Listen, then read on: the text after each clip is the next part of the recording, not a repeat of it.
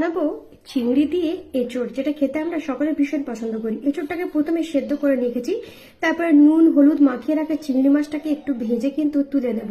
ওই একই কড়াইয়ের মধ্যে দিয়ে দেবো গোটা গরম মশলা আর গোটা জিরে ফোড়ন, তারপরে একে একে পেঁয়াজ কুচিটা দিয়ে ভালোভাবে কিন্তু এটাকে একটু ভেজে নেব। তারপর আদা রসুন টমেটো আর লঙ্কার একটা পেস্ট বানিয়ে রেখেছি, সেটাও এটার মধ্যে দিয়ে ভালোভাবে কম আঁচে কষবো। একে একে গুঁড়ো মশলা অ্যাড করবো, হলুদ গুঁড়ো, স্বাদমতো নুন, জিরে গুঁড়ো, ধনে গুঁড়ো, লঙ্কা গুঁড়ো দিয়ে মশলাটাকে কিন্তু ভালোভাবে কষিয়ে নেবো যতক্ষণ না পর্যন্ত কাঁচা গন্ধটা দূর হয়ে আসে। তারপরে এখানে দিয়ে দেবো টুকরো করে কেটে রাখা আলু আর সেদ্ধ করে রাখা এঁচড়টা। সমস্ত কিছুতে ভালোভাবে কিন্তু কম আছে ঢেকে ঢেকে একটু কষে নেব। তারপরে যে ভেজে রাখা চিংড়ি মাছগুলো আছে সেটাও এটার মধ্যে দিয়ে দেবো। ঢেকে ঢেকে একটু ভালোভাবে কষলে টেস্ট কিন্তু খুব ভালো হবে। এরপরে এটার মধ্যে অ্যাড করে দেবো পরিমাণ মতো গরম জল। তারপর একটু ফুটে আসলে গরম মশলা গুঁড়ো আর ঘি ছড়িয়ে দিলে রেডি হয়ে যাবে এঁচড় চিংড়ি। খেতে তো খুবই ভালো লাগে।